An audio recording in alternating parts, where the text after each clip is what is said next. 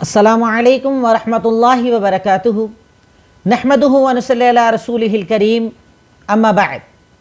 الحمدللہ Saturday special class میں پچھلے ہفتے میں نے آپ کے سامنے ایک ٹاپک سٹارٹ کیا تھا جو تھا استقامت فی الدین، دین پر جم جانا۔ استقامت کا الحمدللہ میننگ میں نے آپ کو بتایا کہ اللہ رب العالمین کے احکامات اور اللہ کے نبی صلی اللہ علیہ وسلم کے دیے ہوئے احکامات پر جم جانا، چاہے موت پر بات کیوں نہ آ جائے، یعنی اپنی زندگی ہی کیوں نہ قربان کرنا پڑے، پر اسلام پر عمل نہ چھوڑنا۔ اس چیز کا نام آسان لفظوں میں استقامت اسے ہی کہا جاتا ہے۔ الحمدللہ استقامت کا میں نے آپ کو بتایا دو قسمیں ہوتی ہیں۔ ایک استقامت وہ جس کی ضرورت اسلام کے مقابلے میں، یعنی کفر پر جب بات آ جائے، اسلام اور کفر کی بات آ جائے تب اسلام پر جمنا۔ اس کی کئی مثالیں میں نے جس کے ذریعے آپ کو سمجھایا، کئی مثالوں کا تذکرہ کیا کہ جب بات اسلام اور کفر والی آ جائے تو آپ کو اسلام پر باقی رہنا ہے چاہے جان کیوں نہ چلی جائے۔ اس میں کئی مثالیں میں نے انبیاء کرام کی دی، حضرت ابراہیم، حضرت موسیٰ کے دور کے جادوگر جو بعد میں مسلمان ہوئے تھے، خود اللہ کے نبی صلی اللہ علیہ وسلم اور آپ کے صحابہ، کئی مثالیں آپ کے سامنے آئیں۔ پہلی قسم الحمدللہ ہمارے سامنے کلیئر ہوئی۔ آج دوسری قسم ہے گناہوں کے مقابلے میں اطاعت پر جم جانا۔ گناہوں کے مقابلے میں اطاعت سے مراد اللہ اور اس کے رسول کی اطاعت پر جم جانا جب بات گناہ کی آ جائے، کیونکہ وہ استقامت اس کے ہم سب دعوے دار ہیں۔ ہم سب یہ کہتے ہیں کہ کبھی اگر اسلام کی بات آ جائے گی تو ہم اپنے آپ کو قربان کر دیں گے، اپنی جان کو قربان کر دیں گے، اپنا سب کچھ قربان کر دیں گے۔ وہ بات کہنے والی ہے، جو بات اگر حقیقت میں دیکھا جائے تو وہ انسان جو آج اپنی زندگی میں قرآن و سنت پر عمل نہیں کرتا، کیا پتہ موقع آنے پر وہ اسلام اور کفر کے مقابلے میں کھڑا ہوگا کہ نہیں ہوگا۔ جب آج اپنے نفس کے سامنے نہیں کھڑا ہو پاتا ہے، جب آج گناہوں کے مقابلے میں کھڑا نہیں ہو پاتا ہے، تو کل اسلام کے مقابلے میں کیا کھڑا ہوگا۔ تو استقامت کی دوسری بنیادی اور بڑی قسم ہے اللہ اور اس کے رسول کے احکامات پر گناہوں کے مقابلے میں جم جانا۔ گناہ، شیطانی عمل، اللہ اور اس کے رسول کو ناراض کرنے والا عمل، شریعت کے خلاف عمل، ان تمام چیزوں میں آپ کوئی بھی تعریف کہیں جسے ہم گناہ کہتے ہیں آسان زبان۔ گناہ کی جب بات آ جائے، غلط کی جب بات آ جائے تو اس کے مقابلے میں اللہ اور اس کے رسول کے احکامات پر جم جانا، یہ استقامت کی دوسری قسم ہے۔ اس استقامت کی ضرورت ہو سکتا ہے آپ کو پوری زندگی میں پڑے یا نہ بھی پڑے، ہو سکتا ہے ایسا کبھی موقع ہی نہیں آئے کہ کفر کے مقابلے میں آپ کو اسلام چننا پڑے اور اس کے لیے جان پر بات آ جائے۔ لیکن یہ استقامت جو میں آج بتانے والا ہوں، اس کی ضرورت آپ کو صبح اٹھنے سے لے کر رات سونے تک برابر پڑتی رہتی ہے۔ گناہوں کے مقابلے میں جمنا، حرام کے مقابلے میں جمنا، غلط کے مقابلے میں جمنا، صحیح پر، حلال پر، نیکی پر باقی رہنا، اس چیز کا نام بھی استقامت ہے۔ اس کی میں کچھ مثالیں دے کر آپ کو بات سمجھانے کی کوشش کروں گا۔ جیسے پچھلے درس میں میں نے آپ کو استقامت فی الدین کا جو پہلا معنی بتایا اس کو مثالوں سے سمجھایا۔ آج بھی میں کچھ گناہ جو ہمارے سماج میں عام ہیں اور اس کے مقابلے میں ہمیں استقامت چاہیے، اس کا تذکرہ آپ کے سامنے انشاءاللہ مثالوں کے ذریعے کروں گا تاکہ بات اور زیادہ آپ کے سامنے کلیئر ہو جائے اور ہم سب عمل کرنے والے بن جائیں۔ اب حرام کے مقابلے میں حلال پر جم جانا، گناہ کے مقابلے میں نیکی پر جم جانا، جسے استقامت کہا جاتا ہے، اس کی کچھ مثالیں میں آپ کے سامنے رکھتا ہوں۔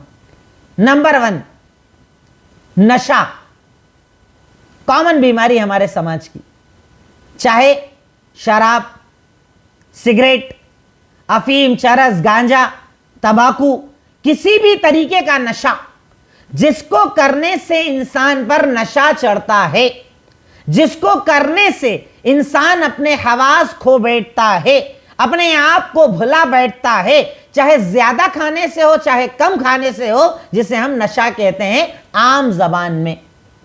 پہلے تو ایک اصول یاد رکھیں کہ اللہ کے نبی صلی اللہ علیہ وسلم نے ارشاد فرمایا، ما اسکر کثیرہ فقلیلہ حرام، کہ اگر کسی چیز کے زیادہ استعمال سے نشہ ہوتا ہو تو اس کا تھوڑا بھی حرام ہوتا ہے. ایک عجیب سی غلط فہمی ہمارے سماج میں پائی جاتی ہے. ایک آدمی کنٹینیو تمباکو کھاتا ہے, پاؤچ کھاتا ہے, سگریٹ کا استعمال کرتا ہے, تو اسے اس کا یہ کہنا ہوتا ہے, اس کی یہ دلیل ہوتی ہے کہ نشہ نہیں ہے.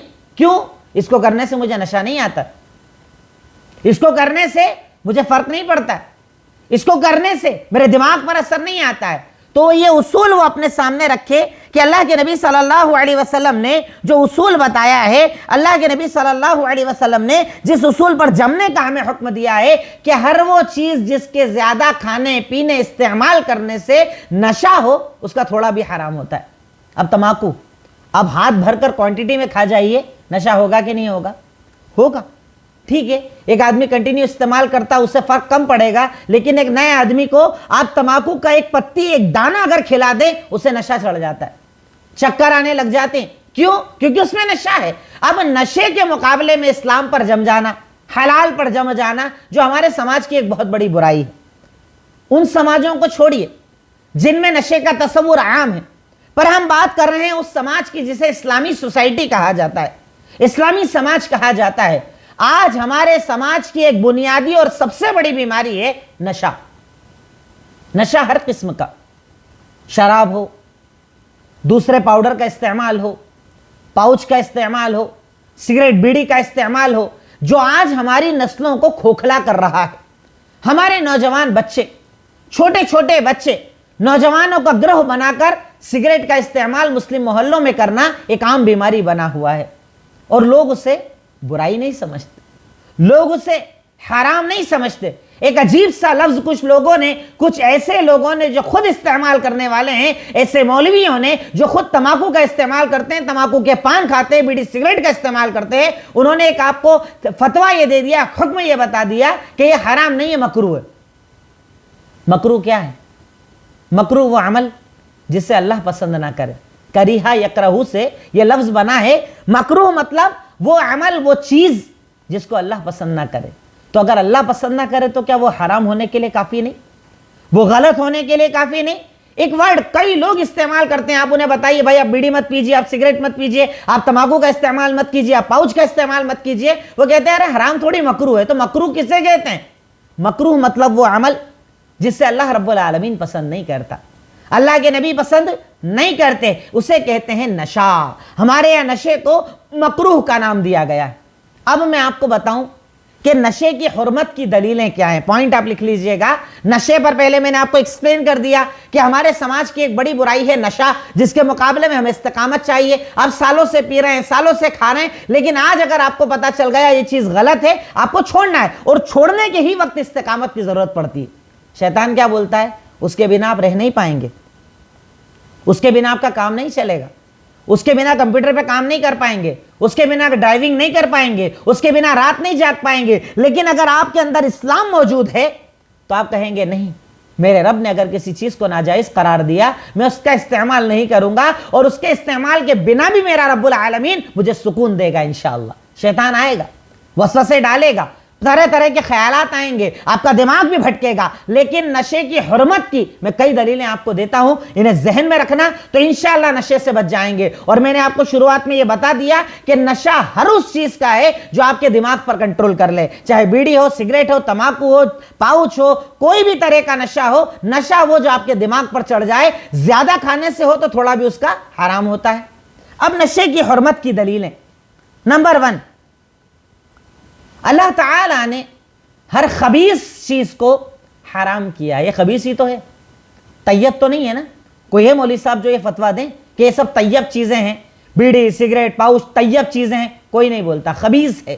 اور اللہ رب العالمین نے طیب کو حلال کیا ہے اور خبیث کو حرام کیا ہے. دلیل اللہ تعالیٰ کا فرمان سورہ اعراف آیت نمبر 157, ارشاد فرمایا یحل لہم الطیبات وَيُحَرِّمُ عَلَيْهِمُ الْخَبَائِثِ, کہ اللہ رب العالمین نے مسلمانوں پر, مومنوں پر طیب اور پاکیزہ چیزوں کو حلال کیا ہے اور خبیث چیزوں کو حرام کیا ہے. خبیث حرام, شراب کے حرام ہونے میں کسی کو شک نہیں ہے.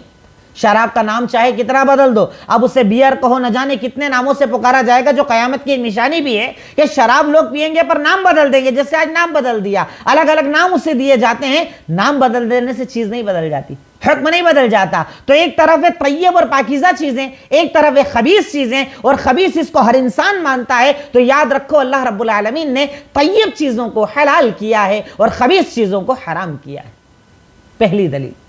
دلیل نمبر 2، یہ مال کا فضول خرچ کرنا ہے، وہ بھی اسلام میں حرام ہے۔ مال کا فضول خرچ کرنا اسلام میں حرام ہے۔ بیڑی کتنے کی آتی ہے؟ دن بھر میں کتنی تمباکو کھاتے ہو؟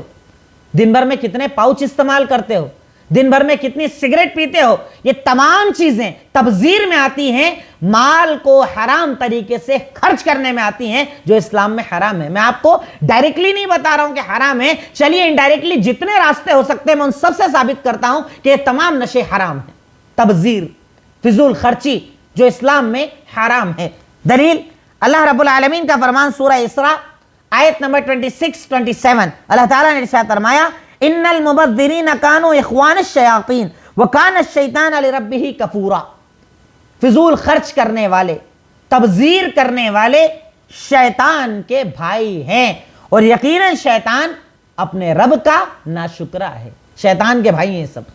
تبذیر، حرام خرچ، دن بھر میں 30 کا 40 کا 50 کا 100 روپے کا نشہ کرنے والے یہ اپنے مال کو حرام میں ڈال رہے ہیں، اپنے مال کو تبذیر میں ڈال رہے ہیں، اپنے مال کو فضول خرچ میں ڈال رہے ہیں، اور اللہ تعالیٰ نے فضول خرچی کرنے والوں کو شیطان کا بھائی قرار دیا اور کہا ہے شیطان اپنے رب کا ناشکرا ہے۔ شیطان اپنے رب کا ناشکرا ہے، انکار کرنے والا ہے، کفر کرنے والا ہے۔ تو شیطان کا بھائی بننا پسند کریں گے یا رحمان کا ولی بننا پسند کریں گے؟ راستہ آپ کو چننا ہے۔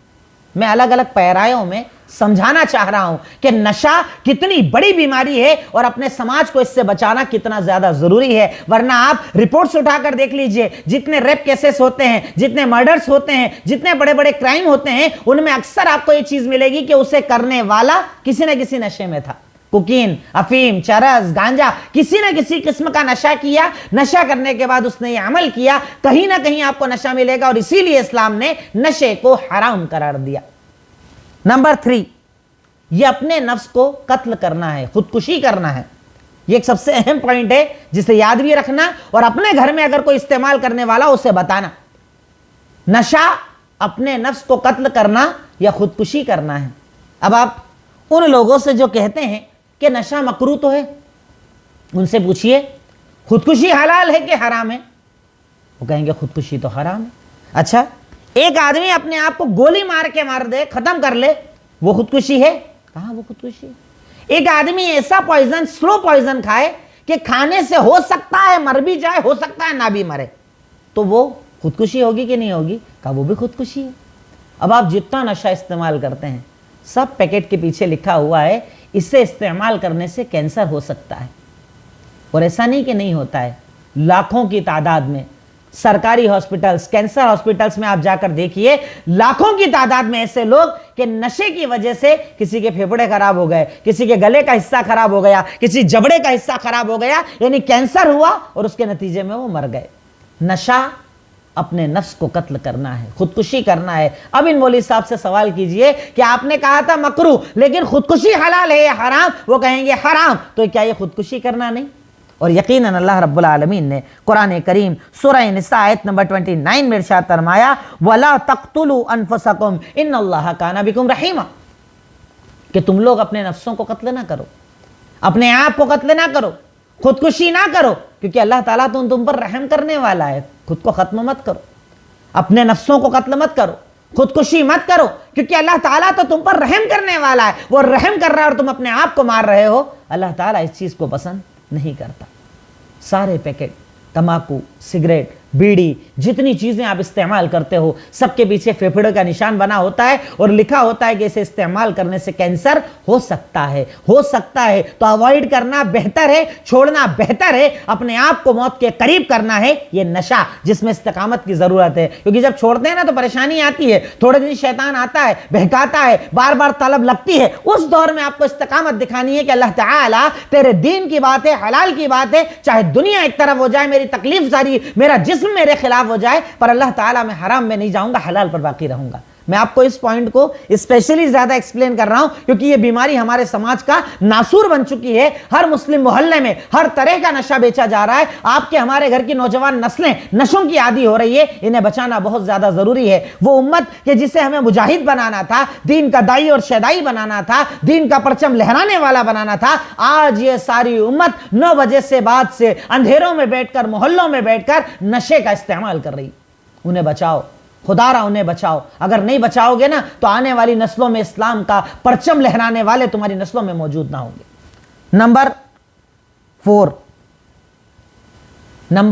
4, खुद को मौत के करीब करना। एक तो होती है खुदकुशी, डायरेक्ट मारना, और एक होता है खुद को मौत के करीब करना।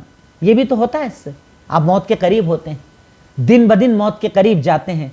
खुद तो जाते हैं, साथ में दूसरों को भी लेकर जाते हैं। आप जानते हैं ना सिगरेट पीने के बारे में कितनी रिसर्चेज है कि सिगरेट पीने वाले को जितना नुकसान है उतना ही उसकी स्मेल के आसपास रहने वालों को भी नुकसान है। यानी खुद को भी मौत के करीब करते हो और अपने घर वालों को भी मौत के करीब करते हो, अपने साथ रहने वालों को भी मौत के करीब करते हो। कितने बड़े गुनहगार हो आप, खुद को भी मौत में डाल रहे हो और अपने आसपास वालों को भी डाल रहे हो। अल्लाह ताला को क्या जवाब दोगे?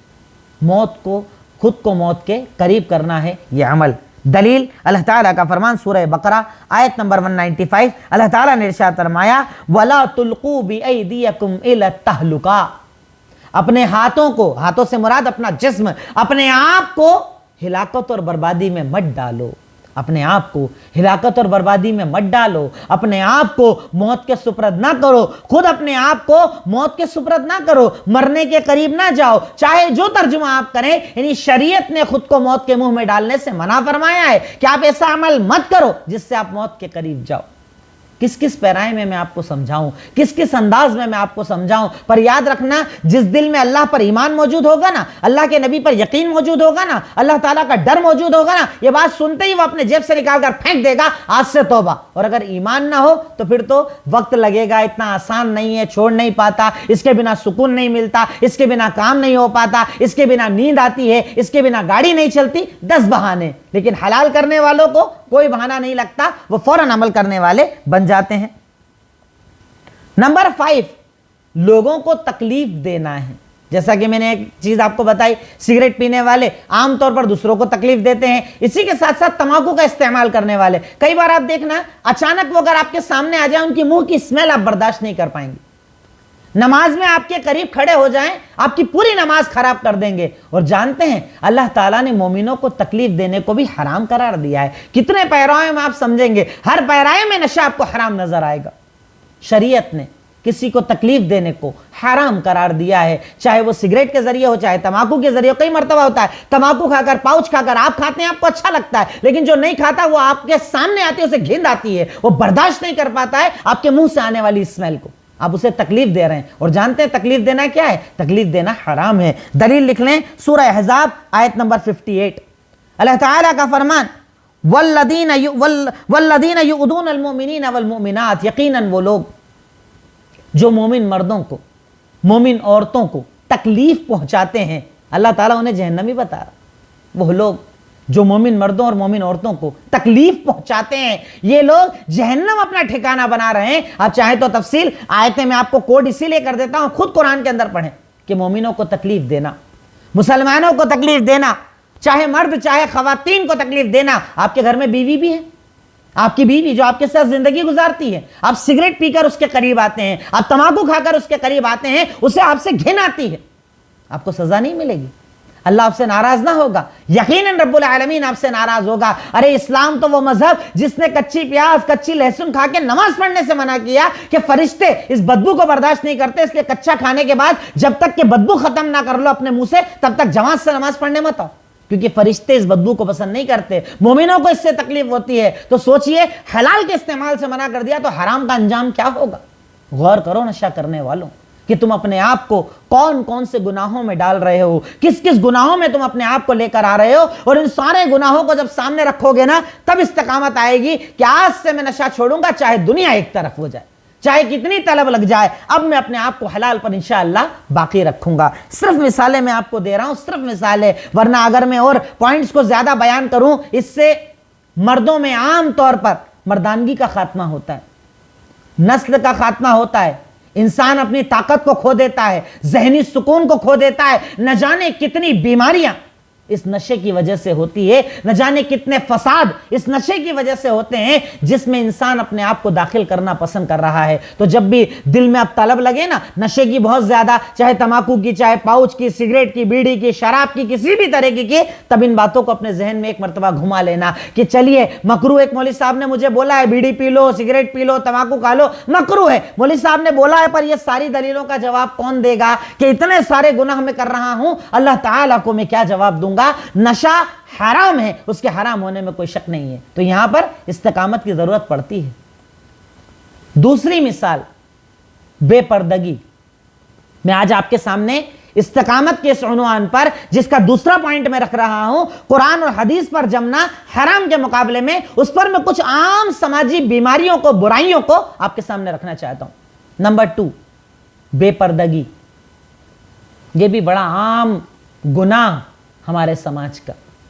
پردہ کرنا آزادی کے خلاف ہے، پردہ کرنا ترقی سے روکتا ہے، پردہ کرنا تکلیف پہنچاتا ہے، پردہ کرنے سے ہم چھوٹے نظر آتے ہیں، پردہ کرنے سے ہم ان پڑھ نظر آتے ہیں، پردہ کرنے سے لوگ ہماری عزت نہیں کرتے ہیں، پردہ کرنے سے لوگ ہمیں بری نظروں سے دیکھتے ہیں، پردہ کرنے سے لوگ ہمیں حقیر نظروں سے دیکھتے ہیں۔ نہ جانے کتنے بہانے ہیں نا بے پردہ رہنے والوں کے پاس، جو بے پردگی کی زندگی گزارتے ہیں، جنہیں پردہ پسند نہیں آتا، جنہیں برقع پسند نہیں آتا، جنہیں نظروں کو جھکانا پسند نہیں آتا، اور طرح طرح کی دلیلیں دیتے ہیں، طرح طرح کی شیطانیت آپ کے دماغ میں آتی ہے۔ تو میری ماں بہنوں، جب آپ پردہ کرو اور شیطان آ کر یہ کہے کہ آپ سے زیادہ خوبصورت تو وہ نظر آ رہی ہے، تب آپ کو استقامت کی ضرورت پڑے گی کہ نہیں، حرام حرام ہے، میں اس پر نہیں جاؤں گی، چاہے مجھے ایسا نظر آئے، شیطان چاہے مجھے بہکائے، میں دین پر قائم رہوں گی، حرام کی طرف نہیں جاؤں گی۔ بے پردگی، یہ بھی ہماری سماج کی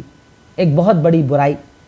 مائیں پردہ کرنے والی، دادیاں پردہ کرنے والی، نانیاں پردہ کرنے والی، پر نوجوان نسلیں پردہ نہیں کر رہی، بے پردہ ہو کر گھوم رہی ہیں، ایسے لباس پہنتی ہیں پہننا نہ پہننا ایک برابر ہو۔ کہاں جاؤ گے؟ کیا جواب دو گے اللہ کو؟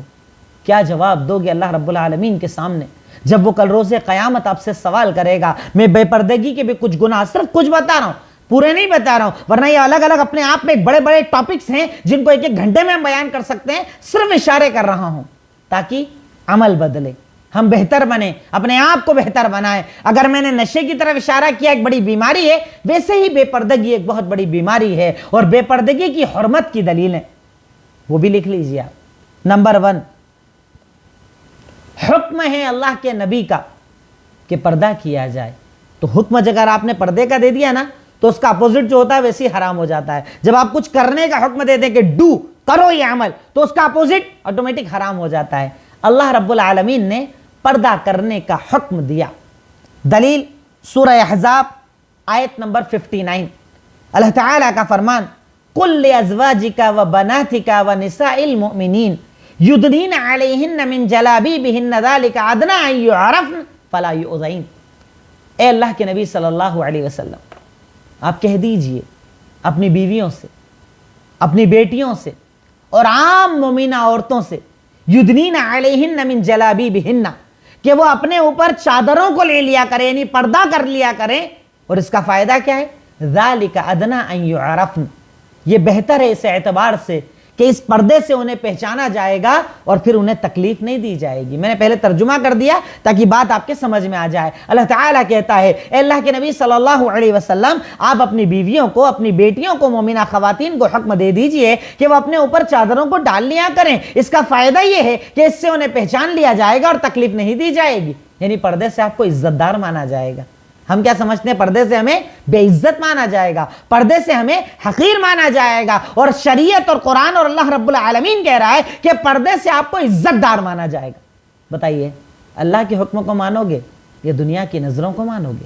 یہ نظریں جو قدم قدم پر بدلتی ہیں، یہ نظریں جس میں فیشن قدم قدم پر بدلتا ہے، کب کیا پہننے لگ جائیں، کب کیا نہ پہنے، کوئی پیمانہ نہیں ہے. اس فیشن کو مانو گے, اس دنیا کو مانو گے, یا اللہ رب العالمین کے احکامات کو مانو گے. اللہ رب العالمین نے سب سے پہلے اللہ کے نبی کو کہا کہ آپ سب سے پہلے اپنے گھر میں حکم نازل ہوا, اپنے گھر والے, اپنی بیوی, اپنی بیٹی کو بولو, اس کے بعد مومنہ عورتوں کو بولو کہ تم پردہ کیا کرو, چادر ڈالا کرو, اپنے اوپر ایک کپڑا ڈال لیا کرو, تاکہ تمہارا جسم ساتر رہے, تمہارا جسم چھپا ہوا رہے, ستر میں رہے, اور اس کی وجہ سے لوگ تمہاری عزت کریں.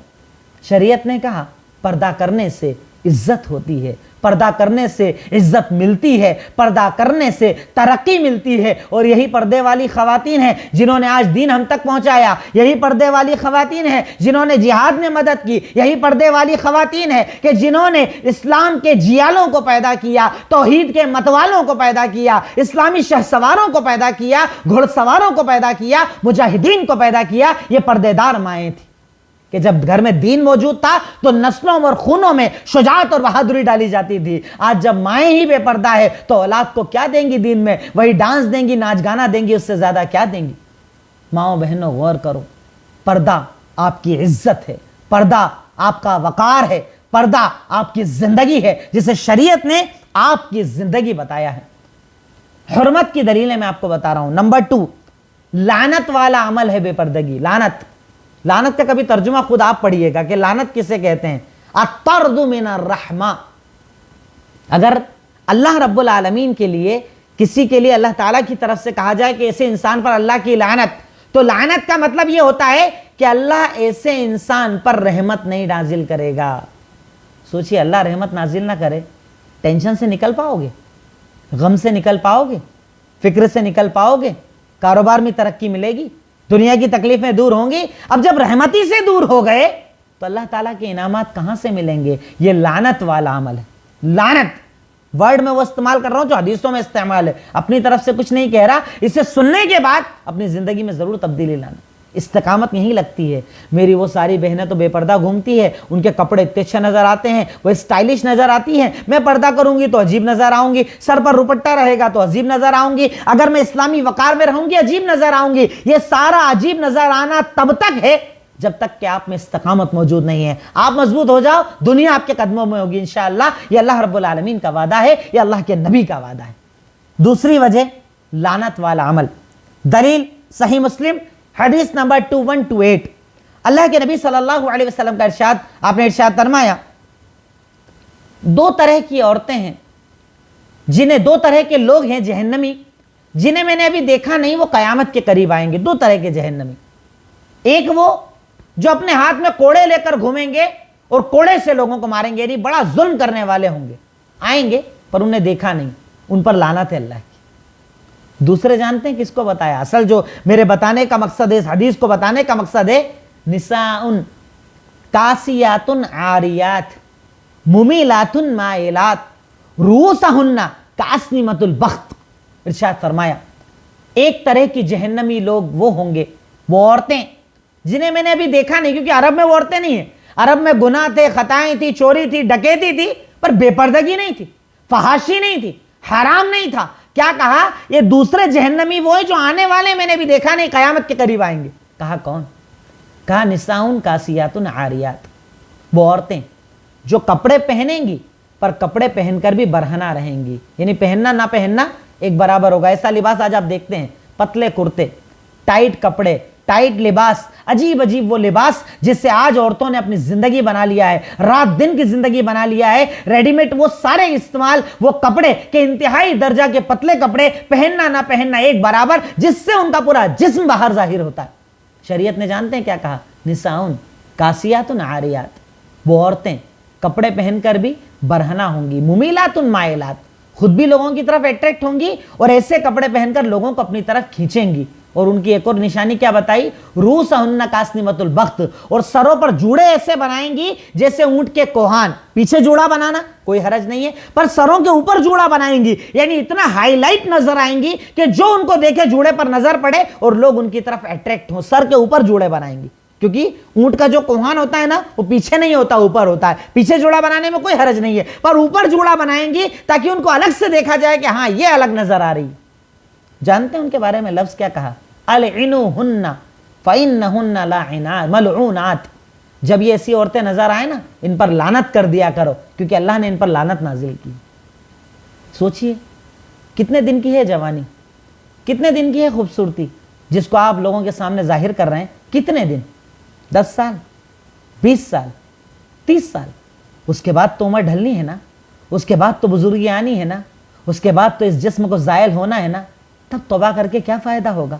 30 سال لعنت کی زندگی, 20 سال لعنت کی زندگی, رحمت سے اللہ کی دوری کی زندگی, کتنا بڑا عذاب ہے, کتنے بڑی ناراضگی ہے. اور ایسی عورتوں کو جہنمی بتایا گیا ہے, وہ عورتیں جو کپڑے پہن کر بھی برہنہ نہ ہو. اور ایک عجیب سا تماشا ہمارے یہاں خواتین نے بنایا, ایک طرف تو وہ عورتیں جو بے پردہ ہی گھومتی ہیں جنہیں پردے کا کوئی لحاظ نہیں, ایک طرف وہ پردے والی کہ برقع پہنتی ہیں تو اتنا ٹائٹ برقع کہ برقعے کے اوپر بھی ایک برقعے کی ضرورت, انتہائی زیادہ چست برقع, پتلا برقع, انتہائی زیادہ ڈیزائنر برقع, ایسا برقع کہ اسے ہی لوگ دیکھتے ہیں کہ ارے کیا برقع پہنا ہے. ارے برقع آپ کے لیے سطر ہے, آپ کے جسم کو ڈھانکنے کے لیے, نہ کہ فیشن کے لیے. ایسا برقع پہنو جو ڈھیلا ہو, جس سے جسم ظاہر نہ ہو, اعضاء جوارح ظاہر نہ ہو, آپ کی حفاظت ہو, آپ کی عزت ہو, اسے برقع کہا جاتا ہے. ورنہ افسوس آج کئی مسلم خواتین وہ برقع استعمال کرتی ہیں جن کے اوپر ایک اور برقع پہننے کی ضرورت ہوتی. بچائیے اپنے آپ کو, شرط نہیں ہے برقع کیسا ہو, پر برقع ایسا ہو جو ستر کرے, آپ کا جسم نظر نہ آئے, جسم ڈھکا ہوا ہو, ورنہ یہ لعنت والا عمل ہے. اپنے آپ کو اس سے بچائیے. نمبر 3, جب فحاشی عام ہوتی ہے تو بیماریاں عام ہوتی ہے. یہ جو آج آپ بیماریاں دیکھ رہے ہیں, نئی نئی بیماری, کبھی نام ہی نہیں سنا ایسی بیماری, عجیب عجیب چھوٹی بیماریاں, کینسر پورے علاقے میں کسی ایک کو سنتے تھے اب کامن بیماری بن چکی ہے. یہ جو ساری بیماریاں ہیں نا, ان کے عام ہونے کی وجہ بھی یہی فحاشی ہے, بے پردگی. یہ میں نہیں کہہ رہا, ساری چیزیں دلیلوں سے بتا رہا ہوں.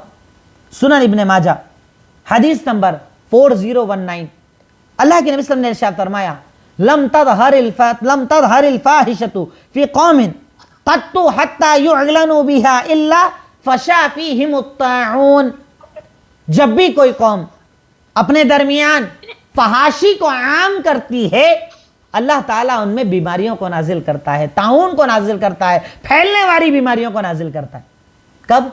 جب کوئی قوم اپنے اندر فحاشی کو عام کرتی ہے, بے پردگی کو عام کرتی ہے, فحاشی اور عریانیت کو عام کرتی ہے. اللہ رب العالمین ایسی قوموں میں وبائی طاعون کی بیماریوں کو ڈالتا ہے, اور ایسی ایسی بیماریوں کو ڈالتا ہے جس کے انہوں نے نام بھی نہیں سنے ہوتے. دوسری حدیثوں میں ذکر ہے, ایسی بیماری بھیجتا ہے جس کے انہوں نے نام بھی نہیں سنے ہوں گے, آبا و اجداد نے, ان کی نسلوں نے نام نہ سنے ہوں گے. ہم بھی تو سن رہے ہیں نئی نئی بیماریاں جس کا نام نہیں سنا تھا, black fungus, yellow fungus, corona, ایسی ایسی بیماریاں اب انسان نے بنائی, قدرتی ہے, سب اپنی جگہ جانے دو. جب تک رب کی اجازت نہ ہو بیماری پھیل نہیں سکتی, چاہے کوئی بھی بنا دے, رب کی اجازت ضروری ہے. اللہ تعالیٰ کے حکم سے اگر یہ بیماریاں آج سماج میں عام ہیں تو اس کی ایک بڑی وجہ ہے فحاشی. ایک بھائی اپنی نوجوان بہن کو چست لباس پہن کر مارکیٹ میں لے کر گھومتا ہے, ایک شوہر اپنی بیوی کو لے کر گھومتا ہے, ایک لڑکا اپنی ماں کو لے کر گھومتا ہے. اسے غیرت نہیں آتی, وہ اس کے لباس پر دھیان نہیں رکھتا, وہ اس کے کپڑوں پر دھیان نہیں رکھتا. اگر یہ دھیان نہیں رکھتا تو ایسے انسان کو تو دیوس کہا گیا ہے کہ دیوس جنت میں نہیں جائے گا. کہا کون؟ کہا دیوس وہ جسے اپنے گھر والوں پر غیرت نہ آئے, کیا پہنا کیا نہیں پہنا کوئی فرق نہ پڑے, ایسا انسان جنت میں نہیں جائے گا. بہت بڑا گناہ ہے بے پردگی, بہت بڑا حرام ہے بے پردگی, جس سے اپنے آپ کو بھی بچانا ہوگا اور اپنے گھر والوں کو بھی بچانا ہوگا. ایک ماں, ایک بہن, ایک بیٹی, ایک بیوی, ہر ایک کی ذمہ داری ہے کہ خود اپنے آپ کو بھی بچائے اور اپنے گھر والوں کو بھی بچائے, خود بھی آگ سے بچے اور گھر والوں کو بھی آگ سے بچائے. تیسری ایک بڑی بیماری, بہنوں کو, بیٹیوں کو وراثت میں حق نہ دینا. یہاں پر بھی استقامت لگتی ہے. آپ کہیں گے ٹاپک استقامت کا ہے, بات کون سی ہو رہی ہے؟ یہ ساری چیزوں میں استقامت لگتی ہے. بہن اور بیٹی کو وراثت میں حصہ نہ دینا, یہ بھی ہمارے سماج کی عام برائی. ہمارے یہاں لوگ آتے ہیں سوال کرنے کے لیے, شیخ جواب دیجئے, وراثت تقسیم کرنی ہے. آپ سوال کریں, بتائیے کتنے بھائی کتنی بہن؟ کہا نہیں, بہنوں کی تو شادی کر دی, انہیں تو دہیج دے دیا, بیٹیوں کو تو دہیج دے دیا, کام ختم. آپ نے دیا ہے, شریعت نے نہیں دیا. شریعت نے نہیں کہا تھا کہ یہ دو. اگر آپ نے جہیز میں لاکھوں روپے بھی دے دیے اور وراثت کا 1000 روپیہ ادا نہ کیا, کل روز قیامت آپ جہنمی بن جائیں گے. بات کو سمجھنا, بات پر غور کرنا. وراثت بہت باریک چیز ہے. باپ نے اگر مال چھوڑا, ماں نے اگر مال چھوڑا, उससे बराबर तकसीम किया जाएगा, आधा बेटी को दिया जाएगा और उससे जो मतलब एक हिस्सा बेटी को, तो 2 हिस्से भाई को दिए जाते हैं, लड़के को दिए जाते हैं। लड़के का हिस्सा डबल, लड़की का हिस्सा सिंगल, क्योंकि लड़की की शादी हो जाती है, उसकी जरूरत संभालने वाला उसका शौहर होता है, और ये जो लड़का होता है ये खुद किसी का शौहर, किसी का बाप, किसी का भाई होता है, इस पर जिम्मेदारियां ज्यादा होती है, इसलिए इसे डबल इसे सिंगल, लेकिन देना पड़ेगा, विरासत में हक देना पड़ेगा। अगर बाप का इंतकाल हुआ है, बेटा 1 है, बेटी 3 है, बेटी 3 है, बेटा 1 है, चाहे जितने हो, जब विरासत तकसीम होगी बेटी को भी हक देना होगा, बेटे को भी हक देना होगा। आप हक को दबा नहीं सकते। पर हमारे यहां तो अजीब सा तमाशा, शेख हमने तो शादी कर दी, शादी में तो लाखों रुपए लगा दिए, जहेज में घर दे दिया था, गाड़ी दे दी थी, चाहे जो दिया वो हराम था। हराम चाहे जो दे दो, हलाल का हक अदा नहीं कर पाएगा, हलाल देना पड़ेगा। सिर्फ इस पे एक दलील देकर अपनी बात को आगे बढ़ा दूंगा इंशाअल्लाह। एक दलील सूरह निसा आयत नंबर 13 और 14, जिसमें अल्लाह ताला ने, इसकी पहली आयतों में अल्लाह ताला ने विरासत को बयान किया, लड़के को कितना मिलेगा, लड़की को कितना मिलेगा, तरीका क्या होगा, ये सारे मसाइल बताए।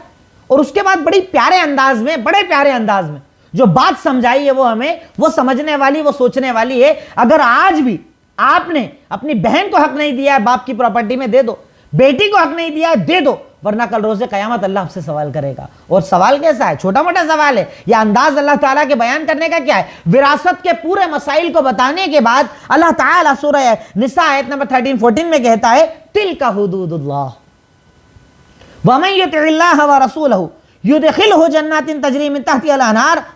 अल्लाह ताला कहता है कि ये जो विरासत बताई है ना, ये अल्लाह की बाउंड्री है, बाउंड्री के बाहर नहीं जा सकते आप। बाउंड्री, जो अल्लाह और उसके रसूल की इताअत करेगा, अल्लाह उसे ऐसी जन्नत देगा जिसके नीचे नहरें बह रही होंगी, और ये अल्लाह की रजामंदी है और ये बड़ी कामयाबी। लेकिन जो अल्लाह और उसके रसूल की नाफरमानी करेगा, इन हुदूद को क्रॉस करेगा, अल्लाह ताला उसे जहन्नम में दाखिल करेगा, और यकीनन वो बड़ा दर्दनाक अजाब है। तर्जुमा आप चाहें तो कुरान से डायरेक्टली भी लिख लेंगे तो भी चलेगा। सूरह निसा आयत नंबर 13-14। मेरे बताने का मकसद ये कि अल्लाह ताला ने जहां पर विरासत को बताया, विरासत बताने के बाद कह रहा है ये बाउंड्री है, बस दैट्स ऑल, फिनिश, ये बाउंड्री है। इसके बाद अकल दिमाग नहीं चलता, मैंने तो दहेज दे दिया था, मैंने तो ये कर दिया था, बहन के लिए तो हम इतना करते उतना देते, कुछ भी करता। अगर हक है, बाप की प्रॉपर्टी में हक मिला है, अदा करना पड़ेगा। नहीं अदा करोगे, अल्लाह रब्बुल आलमीन कह रहा है ये बाउंड्री है, जो अल्लाह और उसके रसूल की इताअत करेगा जन्नत में जाएगा, और जो इन बाउंड्रीज को क्रॉस करेगा, नाफरमानी करेगा, जहन्नम में जाएगा, और जहन्नम का अजाब बड़ा दर्दनाक है, बड़ा दर्दनाक है। अपने आप को बचाओ इस जहन्नम से, अपने आप को बचाओ इस गुनाह से, जिस गुनाह का नाम है विरासत में हक न देना। यहां पर इताअत लगती है ना, यहां पर इस्तिकामत लगती है ना, क्यों? देना अच्छा नहीं लगता है ना। अगर हिस्सा बहनों का भी जोड़ने जाएंगे तो हमारे तो 10 लाख कम हो जाएंगे, हमारे तो 5-5 लाख कम हो जाएंगे। इस्तिकामत तभी लगती है। शैतान क्या बोलता है? तेरा नुकसान हो जाएगा, तू तो वैसे ही ऑलरेडी शादी कर चुका है बहनों की। तब उसको शैतान को कहना कि नहीं, मेरे लिए मेरे रब के हुक्म से बड़ा दुनिया में कुछ नहीं है। ये चंद लाख रुपए जो मेरी बहन का हक है, अगर मैं ईमानदारी से अदा करूंगा ना, अल्लाह मुझे लाखों की बरकत अता करेगा इंशाअल्लाह। यहां पर इस्तिकामत लगती है। जमना पड़ता है ना, शैतान तो बहकाएगा, शैतान तो फायदे बताएगा ना देने के, पर उसी को दबाना है, खत्म करना है और हलाल पर बाकी रहना है। इसी का नाम तो इस्तिकामत है कि नहीं, मैं विरासत में हक दूंगा, चाहे बुरा नजर आए पर दूंगा, क्योंकि मेरा रब मुझसे कयामत के दिन सवाल करेगा। और अगर इस बाउंड्री को मैंने क्रॉस कर दिया, रब्बुल आलमीन मुझे जहन्नम में डाल देगा, और जहन्नम का अजाब बड़ा दर्दनाक है। ये कुछ मिसालें दे रहा हूं मैं, सिर्फ कुछ मिसालें, इशारे, पॉइंट्स, सिर्फ टॉपिक बता रहा हूं। आप चाहें तो मजीद इसकी और ज्यादा डिटेल तलाश कर सकते हैं। अगली मिसाल, वक्त को जाया करना। इस लॉकडाउन में खास तौर पर आदी हो गए हम लोग वक्त जाया करने के, क्योंकि अब तो सर्टिफिकेट्स मिल चुके हैं सबको। मोबाइल चलाओ, दिन भर गेम खेलो, अजीब सा एक तमाशा। कभी आप खाना खाने के बाद अपने मुस्लिम मोहल्लों में टहलने के लिए निकलिए, हर तरफ नौजवानों के 3-4 का एक सर्कल बनाकर बैठते हैं, सबके हाथ में एक मोबाइल, और वॉइस के जरिए आजकल बाकायदा गेम खेले जाते हैं। अब गेम खेल रहे हैं वो भी गलत, गेम ही तो खेल रहे हैं, पर गेम में तो अपना वक्त भी तो लगा रहा है। 1 घंटा, आधा घंटा, 9, 9:30 से जो तू बैठा है, रात की 12 बज रही है, क्या जायज़ है? वक्त को ज़ाया करना जायज़ है? और एक मोमिन के लिए तो वक्त इतना कीमती है कि वो नहीं जानता अगले लम्हे क्या हो जाए, अगले सेकंड क्या हो जाए, اگلے منٹ کیا ہو جائے، اللہ کا فیصلہ کیا ہو جائے، وہ تو اپنے سیکنڈوں کی قیمت کو جانتا ہے اور آپ تو گھنٹوں کو ضائع کر رہے ہیں۔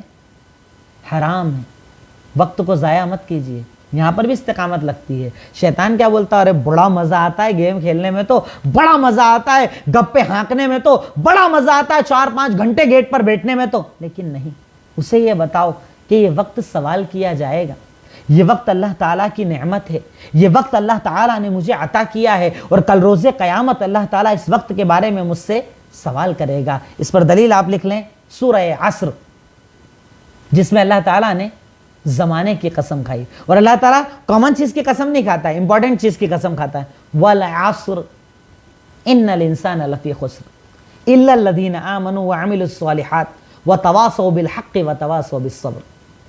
قسم ہے زمانے کی، انسان گھاٹے میں ہے سوائے اس کے جو ایمان لائے، خود اپنے آپ پر اپلائی کرے، اپنے آپ کو بہتر بنائے، جب بہتر بنا لیا عمل الصالحات، نیک عمل کرے، پہلے تو ایمان لائے پھر نیک عمل کرے، تواصوا بالحق، لوگوں کو بھی بتائے کہ حلال کیا ہے حرام کیا ہے، تواصوا بالصبر، صبر کی نصیحت کرے، جب دین بتائے گا لوگ برا بولیں گے، گالیاں دیں گے، برا بلا کہیں گے، برداشت بھی کرے۔ وقت قیمتی ہے آپ کا، ایمان پر لگائیے، عمل صالح پر لگائیے، نیکیوں پر لگائیے۔ نہیں جانتے آپ کا اکاؤنٹ کب بند ہو جائے، نہیں جانتے آنکھیں کب بند ہو جائے، نہیں جانتے سانسیں کب رک جائے، کوئی نہیں جانتا۔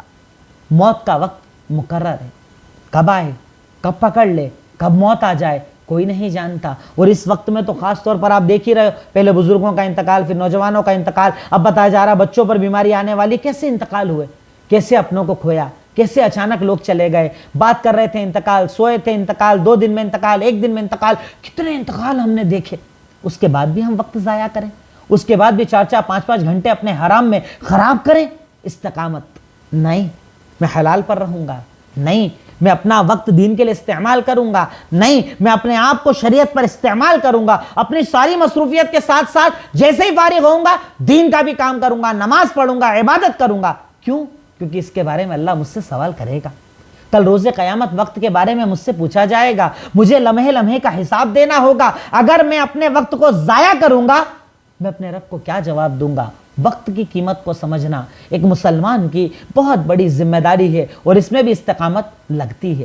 اپنے آپ کو روکنا پڑتا ہے، اپنے آپ کو حلال پر باقی رکھنا پڑتا ہے جب انسان وقت کی قدر کرتا ہے۔ اور اگر وقت کی قدر نہ کرو تو عربی کا ایک شعر ہے، الوقت کالسیف ان لم تقطعه یقطعک، اگر تم وقت کی قدر نہیں کرو گے تو وقت تو ایک تلوار کی طرح ہے، اگر تم اس سے نہیں کاٹو گے تو خود تمہیں کاٹ دے گی، تمہیں نقصان پہنچا دے گی۔ وقت کا صحیح استعمال ایک مومن کی زندگی ہے۔ شریعت نے تو آپ کو کتنا شیڈولڈ لائف دی ہے نا، فجر میں اٹھو، پھر ظہر، پھر عصر، پھر مغرب، پھر عشاء۔ اللہ چاہتا ہے ایک ٹائم میں 5 پڑھوا دیتا، کام ختم۔ کیوں شیڈولڈ لائف دی؟ تاکہ آپ وقت کو تنظیم کر سکو، سسٹمیٹک ڈیوائیڈ کر سکو، اس ٹائم پر یہ کرنا، اس ٹائم پر یہ کرنا، اس ٹائم پر یہ کرنا۔ پر ہماری زندگی میں تو شیڈول کہاں نظر آتا ہے؟ دل چاہا تو بیٹھے ہیں تو بیٹھے ہی ہیں، کھا رہے ہیں تو کھا رہے ہیں، سو رہے ہیں تو سو رہے ہیں، گھوم رہے ہیں تو گھوم رہے ہیں، کوئی شیڈول نہیں ہے زندگی کا۔ وقت کی قدر کرو، وقت کی حفاظت کرو۔ آپ دیکھیے نا، آپ پوری دنیا میں کسی بھی شہر میں چلے جائیں، اچانک رات کو پہنچ جائیں، کھانا پینا ہو تو کہاں ڈھونڈتے ہیں جگہ؟ مسلم محلہ۔ پوری رات جاگتا ہے وہ، سوتے کب ہیں؟ فجر کے بعد، کیونکہ پتہ ہے یہ قوم وقت کو ضائع کرتی ہے۔ پر آپ اس کے مقابلے میں ان لوگوں کے محلوں میں جائیں جو وقت کی قدر کرتے ہیں، 9-10 بجے کے بعد سونا لوگ شروع کر دیتے ہیں اور فجر میں پورا محلہ جاگتا ہوا نظر آتا ہے۔ وقت کی قدر کرنا، جب تک یہ نہیں کرو گے نا اللہ تعالیٰ عزت نہیں دے گا اور ذلتوں سے اپنے آپ کو باہر نہیں کر پاؤ گے۔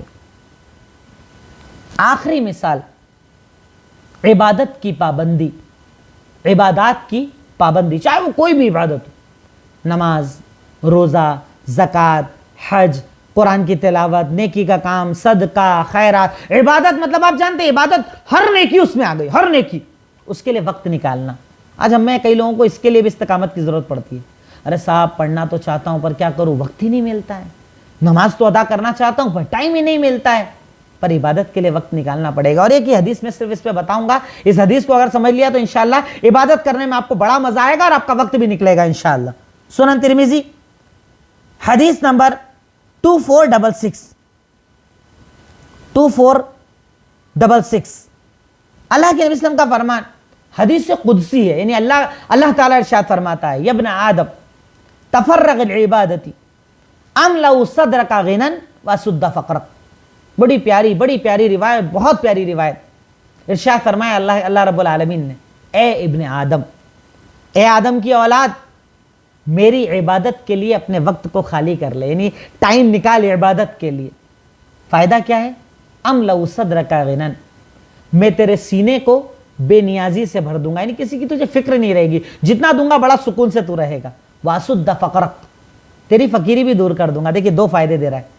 ए इब्न आदम, इबादत के लिए वक्त निकाल, मैं तेरे सीने को बेनियाजी से भर दूंगा और तेरी फ़कीरी दूर कर दूंगा। मोहताज नहीं रहेगा तू किसी का, किसी से मांगना नहीं पड़ेगा तुझे। देखिए आप रहते हैं, कई लोग ऐसे होते हैं कम में भी बड़े खुश रहते हैं।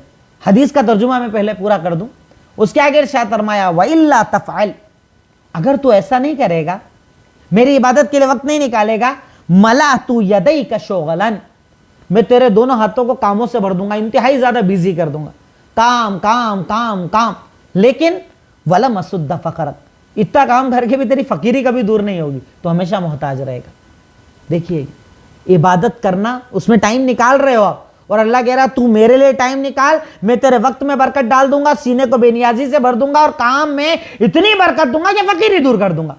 और अगर तू ऐसा नहीं करेगा, मैं तेरे को काम तो खूब दूंगा, खूब काम रहेगा तेरे पास, पर कभी भी तेरी फ़कीरी दूर ना होगी, तेरी मोहताजगी दूर ना होगी, तेरी तंगी दूर ना होगी। यानी अल्लाह रब्बुल आलमीन तेरी तंगियों को बढ़ा देगा। आप देखिए ना, कई लोगों की ज़िंदगी होती है, कम में भी बड़े सुकून में होते हैं वो लोग, अल्हम्दुलिल्लाह, नमाजें भी पढ़ते हैं, इबादत भी करते हैं, कुरान भी पढ़ते हैं, जिक्र भी करते हैं, अल्हम्दुलिल्लाह, अल्लाह उनको बेनियाज कर देता है, किसी के मोहताज नहीं रहते। और जो लोग कोई इबादत नहीं करते, नमाज का तो पता ही नहीं उनकी ज़िंदगियों में, आप देखना काम खूब रहेगा उनके पास, काम काम काम काम काम, पर उसके बाद भी रोते रहते, कभी उनकी फ़कीरी दूर नहीं होती। ये हदीस है सामने। आप इबादतों के लिए वक्त निकालो। यहाँ पर इस्तिकामत कैसे? अब जब आप ज़ोहर पढ़ने जाओगे, शैतान करेगा अरे इतनी देर में तो तू कारोबार कर सकता था, इतनी देर में तो दुकान चला सकता था, सदका करने जाओगे अरे दे रहा है, देने से तो कम पड़ जाएगा। तब इस्तिकामत की ज़रूरत लगती है। नहीं, मेरे रब ने कहा है कि अगर मैं ये करूँगा ना, बाकी में अल्लाह बरकत डाल देगा, ज़िंदगी में बरकत डाल देगा, आखिरत में बरकत डाल देगा। कब?